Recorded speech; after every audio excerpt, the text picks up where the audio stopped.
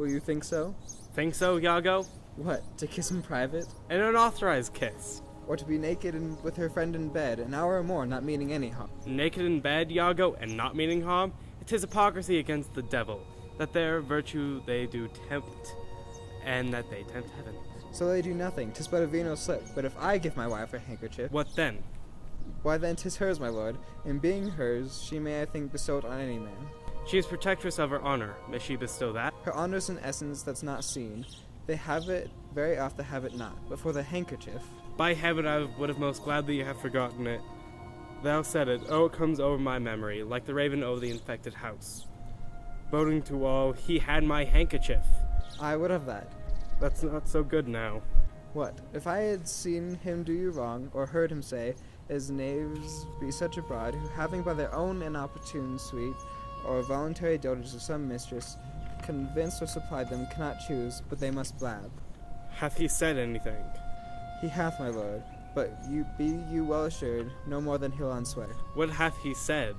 Faith that he did, I know not what he did. What? What? Lie. With her? With her, on her, what you will. Lie with her? Lie on her? We say lie on her when they belie her. Lie with her, zounds, that's fulsome. Handkerchief, confessions, handkerchief. To confess and be hanged for his labor. First to be hanged and then to confess. I tremble at it. Nature would not invest herself in such shattering passion without some instruction. It is not words that shake me thus. Pish, noses, ears, and lips. Handkerchief. Confess? Handkerchief. Oh, devil!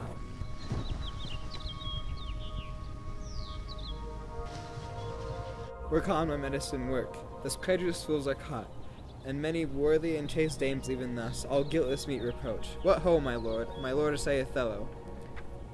How now, Cassio? What's the matter? My lord has fallen into an epilepsy. This is his second fit. He had one yesterday. Rub him about the temples. No, forbear. The lethargy must have his quiet course. If not, he foams at mouth and by breaks out into savage madness. Look, he stirs.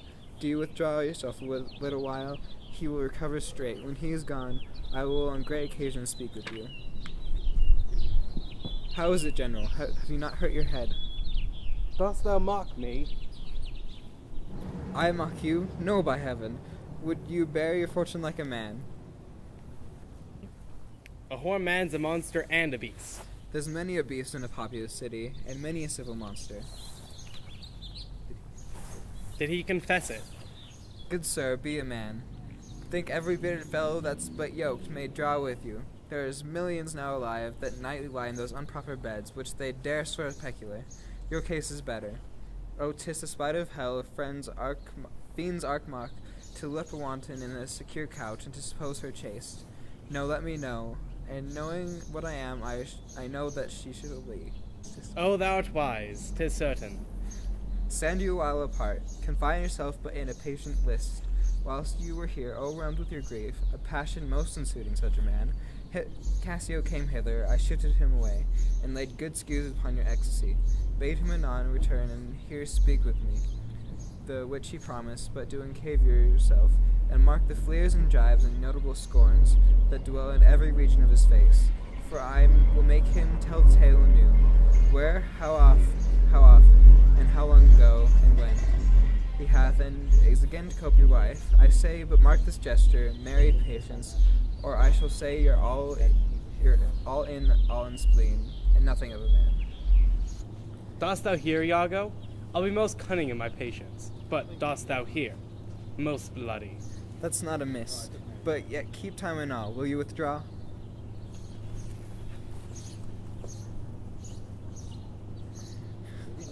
Now I will question Cassio of Bianca, a housewife that by selling her desires buys herself bread and clothes. It is a creature that dotes on Cassio, as 'tis this trumpet's plague, to beguile many and be beguiled by one. He, when he hears of her, cannot refrain from the excess of laughter. Here he comes. As he shall smile, Othello shall go mad, and his bookish jealousy must construe poor Cassio's smiles, gestures, and light behaviors quite in the wrong.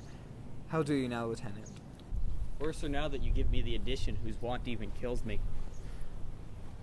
If I Desdemona well, and you are sure on't, now if the suit lay in Bianca's power, how quickly should you speed? Alas, poor Caitiff. Look how he laughs already. I never knew a woman love man so. I think in faith she loves me. Now he denies it faintly and laughs it out. Do you hear, Cassio? Now he importunes him to tell it over. Go to. Well said. Well said. She gives out that you shall marry her. Do you intend it? Ha! Do you triumph, Roman? Do you triumph? I marry her? What? A customer. So.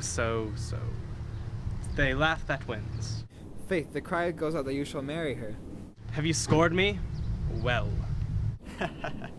It is the monkey's own giving out. If she is persuaded that I will marry her by her own love and flattery, not of my promise. Iago beckons me. Now he begins the story. Prithee, bear, I was down by the seashore talking to certain Venetians, and she haunts me at every turn. Crying, "Oh dear Cassio," as it were. His gesture imports it. She lulls and weeps and hangs and pulls about me. Now he tells how she plucked into my chamber. Oh, I see that nose of yours, but not the dog that I throw it to. I must leave her company. For me, look where she comes. 'Tis another perfumed one.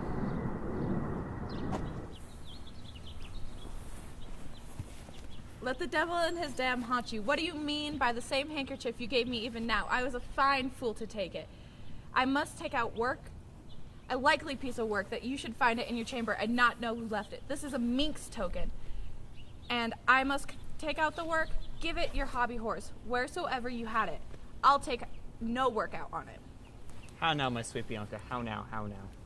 If you come to supper tonight, you may. If you will not, you will come when next prepared for. So after her. Faith, I must. Will you sup there? Faith, I intend so. Well, I may chance to see you, for I would very fain speak with you. Prithee, come, will you? Go to, say no more. How shall I murder him, Iago? Did you perceive how he laughed at his vice? Oh, Iago. And did you see the handkerchief? Was that mine?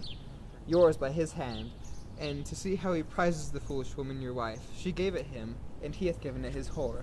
I would have him 9 years to kill it. A fine woman, a sweet woman, a fair woman. Nay, you must forget that. Aye, let her rot and perish, and be damned tonight, for she shall not live. No, my heart's turned to stone. I strike it and it hurts my hand. Oh, the world hath not a sweeter creature. She might lie by an emperor's side and command him tasks.